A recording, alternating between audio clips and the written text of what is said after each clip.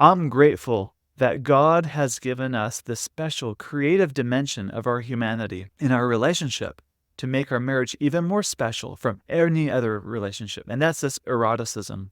This is this thing that's uniquely ours. And it's this strong force, this erotic strong force that pushes us to bond closer to our spouse. Welcome to the Get Your Marriage On podcast.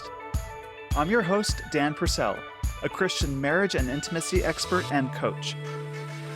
I'm on a mission to help couples have the best sex and most emotionally intimate marriages possible. Our episodes cover topics you've always wondered about and are packed with practical advice designed to help you take your marriage to the next level.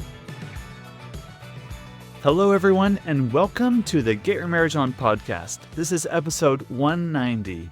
I hope you're enjoying the International Lovemaking Day Challenge that's going on right now. If you haven't heard about it, June 9th is 6-9 on the calendar, and that's why it's International Lovemaking Day. But that's not all. It's also Get Your Marriage On's birthday and the birthday for the Intimately Us app. So we're putting on a really fun challenge. All you need to do is download the free Intimately Us app, and all those instructions are in there. You can follow along. Now, you and your spouse complete simple, easy-to-do intimacy challenges. You earn points, and those points get added up, and you can win prizes. And we have some fantastic prizes that we're giving away. Great things for your marriage, for your bedroom, to really up-level intimacy in your important relationship. So I hope you're enjoying the challenge, and you're downloading the app and sharing it with all of your married friends, because I promise you, they will thank you for life if you share the app with them. I also really appreciate your podcast testimonials. I received a well-deserved 2-star review that I want to point out. This person said about one of my previous guests did not fit the normal direction of this podcast. This listener looked up her resources and other podcasts she appears on and found out that she's not consistent with Get Your Marriage On and our Christian-friendly message that we try to adhere to on this podcast. And it's true, that guest did not represent Get Your Marriage On very well, and I'm grateful that we can have conversations about this. Not all of my podcast guests are in line with my values, yet I try really hard to select guests who will present on content that I think would be very valuable for you. I think about you all the time. I read every email that you send me, and I am sorry if the guest that I did choose to bring on didn't represent all of the values that we stand for here and Get Your Marriage On. Even if it's a 2-star review on a thank you for this conversation, we do need to talk about these things, and we need to create an environment where I can listen to the feedback, good and bad, so we can work together to create a better podcast for everyone. Father's Day is coming up. It's June 16th, if you're not aware. Anyway, I have 2 really good ideas for Father's Day for you, and they're both retreats. The first one is our virtual retreat we're putting on. The dates are July 12th and 13th. And how that works is you'll join from home, send the kids to grandma's house first, or from a hotel room or a vacation rental or something. And you'll join my wife, Emily, and I Friday night, Saturday morning, and Saturday night in 3 sessions. And it's done over Zoom webinar. You're not going to be on camera or anything. And there's no nudity. It's squeaky clean, I promise. But what we're going to do is teach you some principles of some practices for you to try and implement that weekend that are guaranteed to enhance the sexual intimacy in your relationship. So that's the virtual retreat coming up. You'll want to sign up for that. You don't want to miss that. The second is an in-person retreat. These are the ones that we put a lot of effort into making sure they are fantastic and elevating experiences for you and for your spouse. And this is perfect for couples who feel like they're in otherwise happy marriages, but wish things were better in the intimacy department. This next in-person retreat takes place October 10th through the 13th in beautiful, sunny, and picturesque St. George, Utah, which also happens to be my hometown. And we have not only a lot of instruction from myself and from other coaches that I bring on who are very skilled, very talented, and we also bring in a private chef for some delicious food. We also do adventures like canyoneering and ATVing out in the desert. And it's limited to just 20 couples to keep it intimate and small. And we've sold out every one that we've done before. So Now is the time to get pre-registered. Now go save your seat. All the details are on my website at getyourmarriageon.com. Speaking of in-person retreats, I was standing in front of the group teaching one of the modules that I absolutely love. This is a topic on eroticism, and I noticed one of the women at the retreat really had a hard time with that word. She kind of put her hands over her ears as she found out we're going to be talking about eroticism next. Because for a lot of us, we associate the word eroticism with something that's distasteful or something that we probably shouldn't want as Christ-loving followers, right? In our culture, we don't go embracing the things we see on Las Vegas billboards, for example. So eroticism to her was kind of something hard to hear. Now, this is a concept I teach towards the end of our retreats because there's a lot of groundwork to cover first to understand it. And I understand that we generally don't talk about eroticism because it's very personal.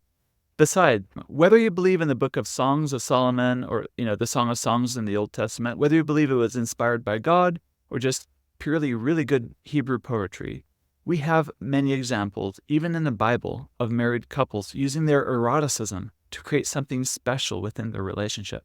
It makes that marriage relationship more precious. And that's the kind of eroticism I want to talk about today. It's the kind that will strengthen your marriage and bring you closer together. All right, as you're listening to this right now, I want you to think about a very special, a unique sexual experience that you have had. Go ahead.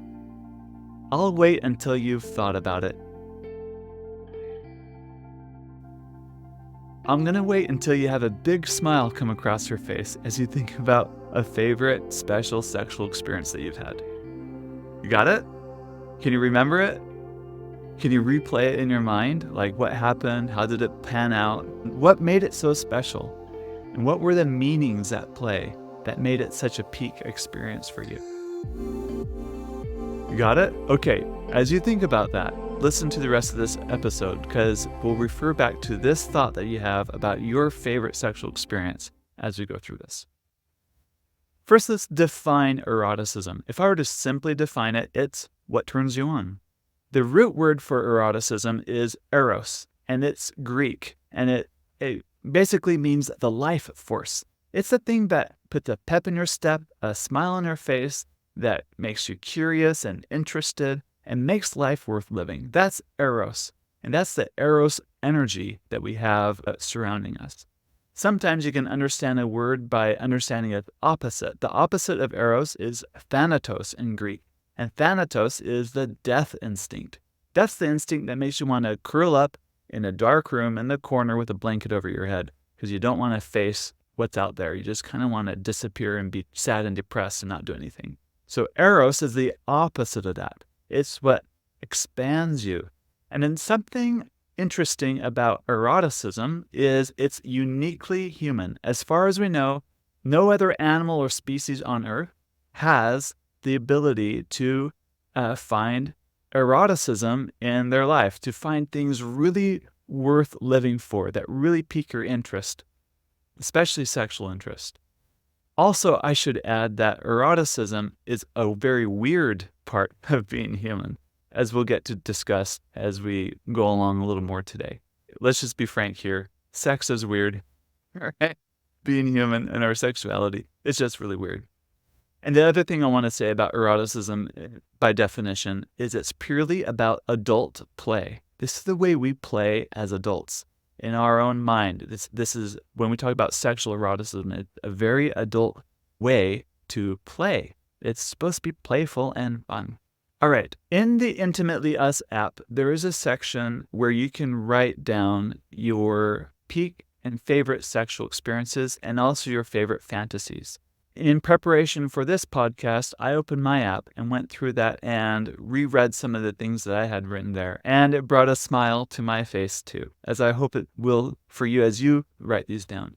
I think it's important that we journal and write out what our peak sexual experiences have been and maybe some of our peak fantasies. And by fantasies, I mean these are things that you find sexually interesting that are just a fantasy. They stay in your head. They're not necessarily things that you may want to act out in real life. But because they stay in fantasy, it does a lot of good, or it can do a lot of good in your marriage and in your sexual relationship because of that.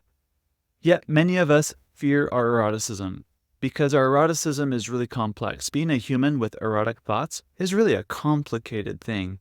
And for complicated things that have the power to bring about a lot of good, also have the ability to bring a lot of evil and bad also. And when you look around and see evil uses of people's eroticism, let's say, for example, committing affairs or abusing children, or just these horrible things that can happen with people's eroticism, it's no wonder why you kind of want to be careful and guard yourself or fear it. Or it also makes sense why some people categorically reject everything to do with eroticism, thinking that it's all evil and all bad. I want you to understand that human eroticism is really complex.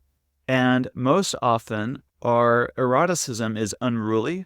It's usually not controlled by moral standards. And oftentimes, our eroticism is not quote-unquote politically correct either. A lot of things that pique our sexual interest are not things that we would actually do in the light of day. Hence why they're kind of weird, or sometimes it's better to leave certain things in fantasy. And that's just the way our human eroticism is. So how can you tell if your eroticism is benefiting you or not? And I take a page out of Dr. Jack Morin's research. He's a sex therapist and researcher. And he talks about taking he quotes it, quote unquote, the beneficial view. And he asks the question, does this help me towards my goals? Does having this fantasy help me pique sexual interest? Does it draw me closer to my spouse? Is this something that I can find and hold on to that is closing the gap between me and my spouse in a positive direction? And if so, it's beneficial. If you find that your fantasy is driving you apart, or you start fantasizing about the neighbor or the mailman, I don't know, the partner replacement fantasies, I think those are unlikely to strengthen your marriage. And if your goal is to have a strong marriage, then you can then tell if this particular fantasy or this particular part of your eroticism is actually serving you in a positive way or not. Reminder, this is all about the way we play as adults. So some forms of play can be really helpful for your marriage and others may not. But at the end of the day, remember that you are in charge of your actions. You are the decider of your eroticism. You're the author of your story. You're the pilot of your own plane. You're the captain of your own ship. You get to decide what you'll actually carry out and do in your relationship and what you'll do with your eroticism. The challenge, then, is long-term relationships. For many people, when they first got together, when you and your spouse were dating or newlywed, you had tons of erotic energy. It just seemed to just flow from you. Yet, the longer you've been married, sometimes that erotic energy kind of dissipates or goes down a bit.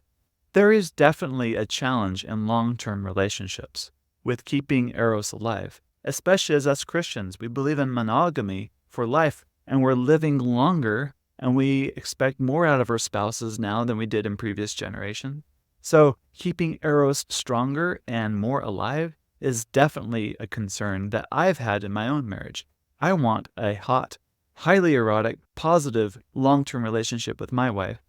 Yet there are many challenges inherent to being in a long-term relationship that kind of go against having eroticism in your relationship. I'm not the only one that has wondered about this. I've done a lot of research in preparation to this podcast to answer this question. And I want to share with you just a few things that I've learned, and hopefully one or two things help you in your marriage. Sex therapist Laura Brotherson, she's been a guest on my podcast before. She taught me that novelty is absolutely vital if you want a long-term passionate marriage. By novelty, that means newness, a sense of freshness in the sexual relationship. Absolutely critical if you want to be married long-term. I also learned from Dr. Jack Morin that you need to figure out your own arousal style in your relationship. And he does a lot of research on this and talks about generally our erotic template, things that we find erotic. Now think back to your peak sexual experience, what made it meaningful, falls into one of four categories. And, it can overlap. You can have two or three or even all four of these categories. I'll tell you what the four categories are real quick and then go a little bit deeper into each one of the four. The first is longing and anticipation. The second is violating prohibitions or being naughty. The third is power. And the fourth is overcoming ambivalence. So first, longing and anticipation. This is when you and your spouse just long for each other. There's been maybe some separateness and you want to close that gap. Josh and Allison, these aren't their real names, but they've been married 3 years and are absolutely loyal and sweethearts to each other. He's in the Navy and he just got orders that he's going to be deployed 8 months overseas.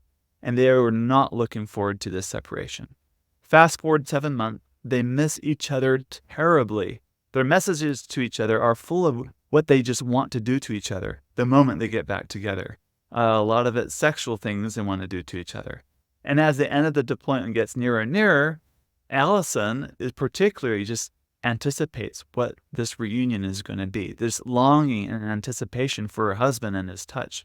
In fact, she confided in him that she recently just had an orgasm without even touching herself, without physical stimulation, just thinking about the anticipation of what's going to happen when he gets home. And by the way, yes, this is a fact. There are many women who are able to orgasm just from using their mind without any physical stimulation in that too. So that's the first one, longing and anticipation. The second arousal style that you may or may not relate to is violating prohibitions or being naughty. This is why some people find the idea of having sex in the backseat of a car super exciting. It's exciting because it's actually really naughty. You're not supposed to do that. You might actually get caught. You might actually get in a lot of trouble. But the fact that you might get in trouble somehow adds a lot of fuel to the flame. It adds a ton of excitement to the situation. I have also found this violating prohibitions theme show up in a lot of the Regency romance books, like the Jane Austen books. For example, imagine a rich, wealthy title holder like Mr. Darcy. He's not supposed to notice the poor, plain, and ordinary woman, like those in a lower class than him. But he notices Elizabeth Bennet, and he goes wild for her, even to the point of violating cultural taboos to be with her because he finds her so compelling, just as she is. Not for the wealth that she can bring him, but just because Elizabeth Bennet is Elizabeth Bennet. Do you see how there's a violation of prohibition there in that dynamic? Well, that's the exciting thing for them. Well, Deanne and Dimitri, they met in college, dated, and they got engaged within 6 months. They both decided to save sex for marriage, yet their 7-month engagement was absolute torture. They would be so passionate and make out and get so close to letting their passions get to the best of them.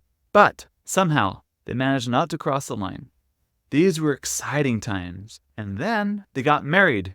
And right after their wedding, all of a sudden, the sex was now allowed and legal, and the passion disappeared just as suddenly. Now that they technically could have sex, it wasn't that exciting for them. And it's because much of their eroticism was fueled by the we're not supposed to. So fast forward 3 kids and 10 years of a ho-hum sex life later, they decided it was time to get coaching to fix this issue in their marriage. That's when they learned about their arousal style and how being naughty was actually a big part of their arousal style. So they started to add some violating prohibitions. They would pretend that they weren't married yet. They'd pick each other up at a bar. They'd do things they weren't supposed to be doing if they weren't married, even though they are married. But it's the way they played, right? They just added a lot of more naughty things in their sexual routine from time to time. And the passion and excitement that they had before their marriage came roaring back. But this time, way, way, way better. So that's how, that playing with violation of prohibitions can really help. The third arousal pattern is power. And by power, what I mean is we get a thrill out of submitting to someone else or dominating someone else. And this is a fictional story that's just fantasy that one woman wrote. She says, and remember, this isn't like a lot of people's eroticism. They're not politically correct or not morally aligned with what they would really do in real life. But again, this is just a fantasy that illustrates the power play and what I mean by this. This is what this one woman says. She says, I'm driving in a red-hot convertible sports car, going fast down a windy, scenic road with the top of the car down. I spot a police car hiding off to the side of the road just ahead. Instead of slowing down, I speed up. And just as I expected, I see the police car lights and siren turn on. I get pulled over, and out of my mirror, I see a handsome police officer stepping out of his patrol car, and he slowly walks my way. He asks me if I knew how fast I was going, and I say, "Well, yes, of course I know. How else am I supposed to get your attention?" The officer is caught off guard at my response, and he says he'll need to give me a ticket, but then he hesitates. And then he adds that there might be another way for me to avoid getting a ticket. An hour later, I step out of his police car with a big grin on my face. Now, this woman's fantasy is appealing to her because, in the first place, the police officer thinks he's the one with all the power. But who's the one driving away with all the power who convinced the police officer not to give her a ticket? Well, it's her, right? She's the one with the real power. Just to be clear, I'm not advocating for affairs or anything outside of marriage here. This is just the idea. This is just the theme. Just pointing out that power dynamics are a big part of some people's eroticism. In your marriage, you can incorporate a lot of power play if you want. Sometimes a role reversal in your marriage can be just the ticket. If you're usually the one, quote unquote, in charge in your sexual encounters, swap roles. Be the more submissive one this time and let the other person be in charge. That could add a lot of fun to your erotic play. The fourth arousal style in a lot of people's erotic templates is overcoming ambivalence. Ambivalence means, maybe, maybe not, like I'm not so sure. It's like not fully committed, but not fully uncommitted either. And when you're with someone who's ambivalent and you somehow persuade them to come to your way, it can be very erotic and very hot. And these experiences are peak. They're going to be very memorable because a lot of these are going to involve a lot of your firsts. These are going to be things that are exciting and meaningful because you witnessed your spouse make a big change. Kathleen and Richard are in a good marriage, and they actually have a pretty good sex life. Earlier in their marriage, though, Kathleen really wanted to receive oral sex, so she approached her husband about it, but Richard was not interested. And so Kathleen decided to drop the idea. She would bring it up on occasion once in a while, but it was a lot of met with the, not tonight, or I'm not ready for that right now for Richard. It wasn't until their last kid moved out and they became empty nesters, and then they started to really enjoy sex more, and they realized they didn't have to be so quiet about it in their home because there's no one else home, or they didn't have to wait until late in the night when everyone else was asleep. Hey, they're the only ones home. They can have sex whenever they want, as loud as they want. So things are going really well for them sexually, and then Kathleen again asked Richard to please consider giving her oral sex. He hesitated and told her why he struggled with the idea. First of all, he told her that the idea of a mouth on genitals wasn't a thought he was accustomed to. And second of all, he said he really didn't know how. But he said he was willing to try it, and Kathleen assured him that just trying it was all she ever wanted anyway, and they can take it slow and figure it out together. And it turned out to be a really good experience for both of them. Do you see how Richard's ambivalence at first changed into something more positive, and because of his change, it really ignited Kathleen's eroticism? It's no wonder that a lot of our peak sexual experiences include a lot of firsts, or a lot of things that we see our spouse doing that's different. So speaking of these 4 different arousal styles and patterns, Dr. Jack Moran summarizes with this really easy to understand formula. He says, the erotic equation is when there's a lot of interest plus obstacles to overcome. When you have those 2 things in the mix, then you get passion as a result. So as you think about your best and most meaningful sexual experiences, what obstacles were in the way for those encounters? How did you overcome them? What did you do to generate interest in them? Do you see how that formula fits for you? By overcoming obstacles for things that drive your interest, it will drive more passion. What obstacles stand in the way of your marriage now? Or are the things that you find erotic? What things can you do to increase interest in your marriage now? Can you combine those two, work together to overcome obstacles? You will end up with a lot more passion. That's been the case for a lot of my peak sexual experiences too.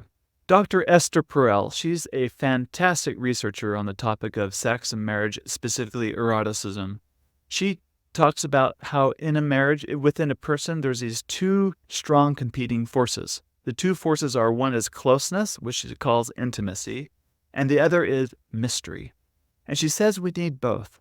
We don't want things too close. It would so claustrophobic in a marriage, right? You don't want to be so secure, or else things get boring and you're not willing to try new things or keep things novel. By secure, I don't mean secure attachment. What I mean is you're so invested in security, in sameness, in regularity, in predictability, that it squashes out all creativity and fun. On the other hand, you don't want so much novelty that you can't have a relationship with the person you're married to anymore, or there's so much novelty is driving it that there's no sense of coming home. So this balance is what you need, but it's hard to strike for a lot of couples. And many of the couples I work with are really emotionally enmeshed, or they're fused together. It makes it really hard for either of them to cultivate the fertile soil they need for more eroticism in their marriage. If this is you, please get in touch today. And I would love to be your coach and through my program really help you, or through my retreats too, really help you experience more joy and freedom while remaining strongly connected in your marriage. Dr. Emily Nagoski is also another researcher in the sex space, and she talks about eroticism in the idea of a floor plan of a house. Think about a floor plan of a house, and you have all these different rooms, and to get to some rooms, you have to go through other rooms first to get there. Kind of like your master bedroom. You have to go through the front door, maybe through a living room, down a hall to get to your master bedroom, right? Our eroticism in our brain lives in a room, but it's not something you get to directly. There's no direct door from outside to get there. So you have to go through other rooms first to get there. And for most people, the three adjacent rooms next to the eroticism room are play, care, and curiosity. First of all, play. Play could be anything that invites a playful atmosphere in your relationship. Do you banter back and forth? Do you have a shared sense of humor? Are there things that you love to do that are playful? The Intimately Us app is full of suggestions, and this is the room that I find most people can get to first. If they can get to a sense of play in their relationship, eroticism is just right around the corner. The second room is care. Care is when you feel really cared for. This is, you're doing the dishes for me, or you're listening. You're helping raise our children. You're helping me lighten my load, whether it's my mental load or my emotional load. This is the care room when a lot of people, when they feel really cared for, eroticism is just around the corner. The third room Dr. Emily Nagoski refers to as curiosity. Curiosity is when you really find things that are interesting about life, maybe interesting about sex, interesting about each other. This is where seeing each other in new lights, maybe you might do a new cooking class or a new hike or something, a new scenery together, can drive a lot of curiosity in the person you're with, and then eroticism is right around the corner. All right. In conclusion, if you're married for the long term, you're going to find cultivating eroticism challenging. It's hard. It's hard for many reasons. You've been married long enough now to have negotiated all the things that you find disgusting and don't want to do sexually. And your spouse has shared all the things that he or she doesn't want to do and finds disgusting. So you have sex based on the leftovers, right? It's the leftovers. It's the overlap of the two Venn diagrams, and that's where you operate in.